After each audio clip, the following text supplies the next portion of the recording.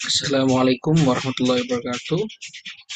Perkenalkan, nama saya Faiz Maulana Akmal dari Prodi Ekonomi Islam angkatan 2021. Di sini saya akan sedikit menjelaskan tentang tugas UAS mata kuliah Bahasa Indonesia tentang artikel ilmiah non penelitian.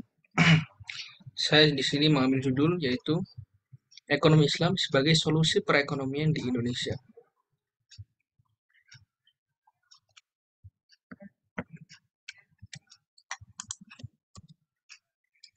Baik, masuk ke dalam abstrak. Jadi kasus perekonomian kemiskinan penduduk di Indonesia lebih dari separuh penduduknya. Maka dalam artikel ini mencoba untuk menemukan sistem ekonomi di negara Indonesia terlebih dahulu, sehingga menggambarkan nilai ekonomi syariah Islam dan juga menginternalisasikan dalam sistem ekonomi Indonesia. Islam di sini sebagai agama terakhir yang diwahyukan oleh Allah SWT memiliki banyak sarana untuk mengantisipasi dan juga memecahkan persoalan kontemporer yang terjadi di era global saat ini. Al-Quran dan hadis atau sunnah sebagai sumber utama hukum Islam memberikan sarana agar ajaran Islam selalu sesuai sepanjang masa. Islam memberikan ruang yang sangat luas bagi pengembangan ekonomi dengan kaidah bahwa segala sesuatu itu boleh, kecuali ada dalil yang melarangnya. Dengan dalil ini menjadi pendorong utama inovasi ekonomi, yaitu dengan ekonomi syariah Islam dapat menjadi solusi setiap masalah ekonomi di Indonesia. Kemudian lanjut. Pada bab 1 pendahuluan, latar belakang. Jadi sistem perekonomian di Indonesia adalah menggunakan sistem ekonomi Pancasila atau sistem ekonomi kerakyatan yang didasarkan kepada kelima sila Pancasila yang merupakan sumber dasar negara Indonesia. Berbeda dengan konsep lainnya, sistem ekonomi ini memang mencerminkan dan juga menjiwai nilai-nilai Pancasila. Akan tetapi terdapat kelemahan pada sistem ekonomi Pancasila ini, seperti dominasi negara dalam mengelola perekonomiannya, yang dapat meredam bahkan mematikan inovasi dan kreativitas masyarakatnya. Nah, perekonomian Pancasila didasarkan pada sistem ekonomi kapitalis yang lebih berpihak kepada manusia saja, yang mengakibatkan adanya kesenjangan ekonomi antara si kaya dan juga si miskin, persaingan yang tinggi dan juga monopoli untuk merebut pasar. Nah, di sini ekonomi Islam hadir sebagai solusi ekonomi, sebuah sistem yang ditawarkan kepada masyarakat untuk memperbaiki kondisi perekonomian. Sistem ini tidak hanya untuk Muslim, tapi bisa diterapkan untuk Muslim dan juga untuk non-Muslim juga. Keunggulan sistem ekonomi Islam yaitu yang pertama adalah kebebasan individu, hak milik, ketimpangan ekonomi dalam batas wajar, kesetaraan sosial, jaminan sosial, distribusi kekayaan yang luas, larangan mengumpulkan kekayaan, dan juga kesejahteraan individu dan juga masyarakat. Pendahuluan. Pada artikel ini, untuk membatasi permasalahan dibuatlah suatu batasan masalah. Yang pertama yaitu konsep dan prinsip ekonomi Islam. Yang kedua adalah transformasi nilai ekonomi Pancasila dalam sistem ekonomi Islam. Yang ketiga, internalisasi sistem ekonomi Islam di Indonesia. Dengan latar belakang dan batasan masalah tersebut, maka tujuan artikel ini yang pertama adalah menjelaskan konsep dan prinsip ekonomi Islam, menjelaskan transformasi nilai ekonomi Islam, ekonomi Pancasila dalam sistem ekonomi Islam, dan yang terakhir menjelaskan internalisasi atau bagaimana cara internalisasi sistem ekonomi Islam di Indonesia. Baik, mari kita lanjut ke dalam pembahasan. Ya, bab kedua pembahasan. Poin A, ekonomi Islam. Nomor 1, pengertian ekonomi Islam dan juga karakteristiknya. Jadi ekonomi Islam merupakan bagian integral dari ajaran Islam. Oleh karena itu, ekonomi Islam hanya akan terwujud jika ajaran Islam diyakini dan juga dilaksanakan secara menyeluruh. Menurut Asyidiki, merupakan respon para pemikir Muslim terhadap tantangan ekonomi pada masa-masa tertentu. Ini dibantu oleh Al-Quran dan juga Sunnah, akal, ijtihad, dan juga pengalaman. Kemudian pendapat lain yaitu menurut M. Amanan, ekonomi Islam adalah ilmu sosial yang mempelajari masalah-masalah ekonomi masyarakat yang diilhami oleh nilai-nilai syariah. Kemudian beberapa karakteristik dalam ekonomi Islam. Yang pertama adalah ekonomi Islam merupakan bagian dari sistem Islam yang komprehensif. Yang kedua, ekonomi Islam merupakan keseimbangan antara kepentingan individu dan juga kepentingan publik. Yang ketiga, kegiatan ekonomi Islam merupakan salah satu bentuk ibadah. Yang keempat, tata ekonomi Islam memiliki tujuan yang sangat mulia. Dan yang terakhir, ekonomi Islam adalah suatu sistem yang memiliki pengendalian inheren yang juga berakar pada keimanan dan juga tanggung jawab kita kepada Allah SWT. Nomor 2, prinsip sistem ekonomi Islam.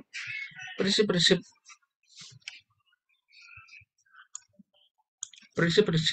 ekonomi Islam yang menjadi landasan ekonomi Islam didasarkan pada 5 nilai universal, yaitu yang pertama tauhid, adl, nubuwah, khilafah, dan juga mat. Kemudian kelima nilai ini disatukan menjadi 3 prinsip turunannya, yaitu yang pertama adalah kepemilikan multijenis, yaitu Islam mengakui hak pribadi dan juga hak kelompok ataupun hak kebangsaan. Terlepas dari semua hak yang diakui, pada prinsipnya hak hakiki itu adalah milik Allah SWT. Yang kedua adalah kebebasan bertindak.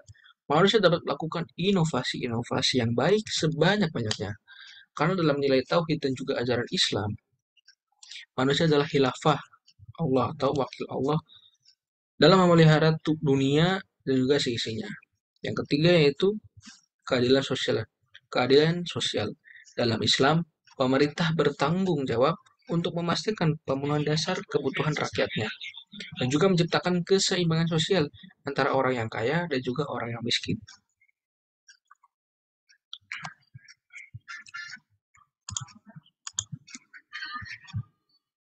Ketiga, tujuan ekonomi Islam.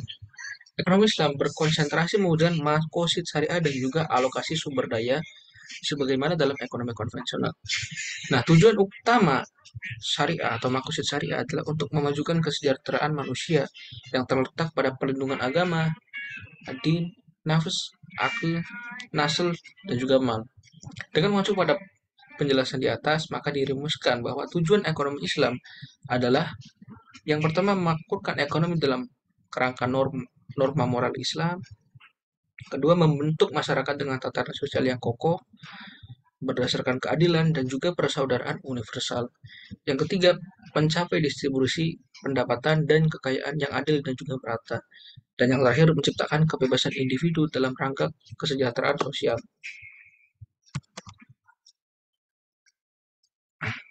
Poin B, transformasi nilai ekonomi Pancasila dalam sistem ekonomi Islam. Ciri ekonomi Pancasila yang berlaku di Indonesia ini sesuai dengan dasar negara Pancasila, yaitu keutuhanan, kemanusiaan, kesatuan, musyawarah, dan keadilan sosial. Kemudian ciri ekonomi Islam yaitu yang pertama bersumber dari Tuhan dan agama, perekonomian sedang dan seimbang, ekonomi yang memadai dan berkeadilan, pertumbuhan ekonomi dan keberkahan. Nah, dari dua ciri tersebut bisa kita lihat bahwa tujuan ekonomi Pancasila dan ekonomi Islam pada dasarnya itu sama. Namun pada kenyataannya banyak terjadi ketimpangan sosial dalam ekonomi Pancasila yang selama ini menganut sistem sosialis dan sistem ekonomi kapitalis. Oleh karena itu, landasan sistem ekonomi Islam perlu diterapkan atau ditransformasi ke dalam sistem ekonomi Pancasila. Yang pertama yaitu sistem bagi hasil atau mudharabah. Yang kedua adalah pemesana atau salam. Ketiga adalah gadai atau rohan. Keempat, simpanan, wadiah, dan kelima pinjaman. Nah, selain beberapa instrumen penggerak perekonomian negara, terdapat beberapa instrumen penyeimbang perekonomian. Yang pertama adalah landasan dasar bagi hasil dan rugi.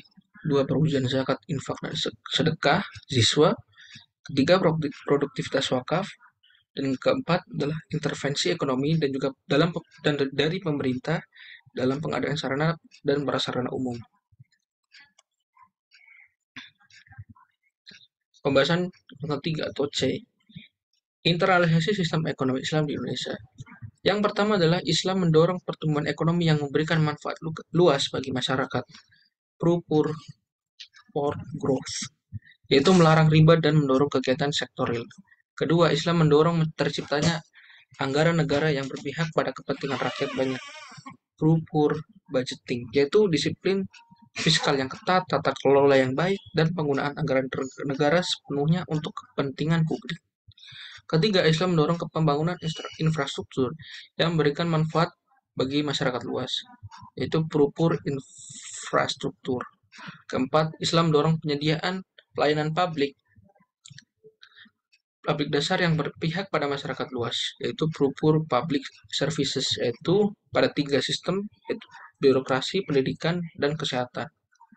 Kelima, Islam mendorong kebijakan pemerataan dan distribusi pendapatan yang berpihak pada para miskin, yaitu seperti kepemilikan tanah, penerapan zakat, dan merekomendasikan qardul hasan, infak, dan juga wakaf. Nah, beberapa tahap jalur alternatif untuk memulai percepatan internalisasi dan juga penerapan sistem ekonomi Islam yang dapat digunakan yaitu ada tiga.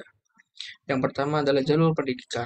Melalui jalur ini dapat ditanamkan sejak dini dalam arus utama kebijakan yang tertuang dalam ekonomi Islam, sehingga potensi output sumber daya manusianya akan semakin unggul dalam persaingan ekonomi, dan juga akal budinya akan menjadi lebih baik dan saleh. Yang kedua adalah alur lembaga keuangan. Jalur ini akan diterapkan prinsip-prinsip dasar ekonomi syariah secara aplikatif, sehingga pengembangan sektorial akan lebih optimal. Seperti ada aplikasi perbankan, aplikasi pasar modal dan pasar uang, aplikasi filantropi Islam, yaitu sentralisasi penghimpunan dan juga penyaluran dana, produktivitas zakat, infak, sedekah, dan wakaf. Dan yang ketiga, jalur pemerintah atau lembaga hukum, seperti pengesahan regulasi terkait ekonomi syariah, yaitu RUU Perbankan, RUU Sukuk, dan juga tindak lanjut beberapa fatwa MUI yang dapat diterapkan pada kebijakan negara.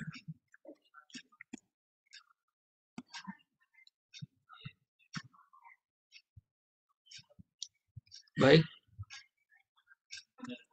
kesimpulannya, yaitu terdapat fakta empiris menunjukkan bahwa Indonesia yang berstatus negara berkembang dengan penerapan rezim moneter konvensional dan sistem ekonomi Pancasila belum dapat dikatakan stabil. Krisis demi krisis terus terjadi dan juga berulang di Indonesia. Nah, untuk mewujudkan stabilitas ekonomi tersebut dibutuhkan beberapa langkah alternatif untuk mewujudkannya, itu seperti penerapan sistem ekonomi Islam. Nah, kemiripan karakteristik ekonomi Pancasila dan juga ekonomi Islam yang telah dijelaskan tadi memberikan indikasi baru bahwa selain ekonomi sosialis dan juga ekonomi kapitalis yang selama ini dijadikan sistem ekonomi justru tidak membuahkan hasil dan malah mengalami keterpurukan sampai saat ini. Oleh karena itu, penerapan instrumen penggerak dan juga penyeimbang perekonomian negara dari sistem ekonomi Islam apabila diterapkan nilai-nilainya pada perekonomian Pancasila di Indonesia, maka dapat dipastikan akan terbentuk negara yang tegak dan kokoh dengan rakyat yang sejahtera. Tentunya diperlukan beberapa tahapan dalam internalisasi ekonomi Islam, yaitu dengan tiga jalur tadi, jalur lembaga pendidikan, jalur lembaga keuangan, dan penguatan melalui jalur hukum atau pemerintah.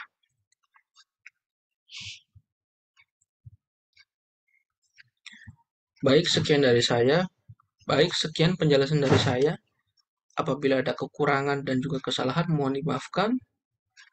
Wabillahi taufiq wal hidayah. Wassalamualaikum warahmatullahi wabarakatuh. Saya Faisal Akmal. Terima kasih.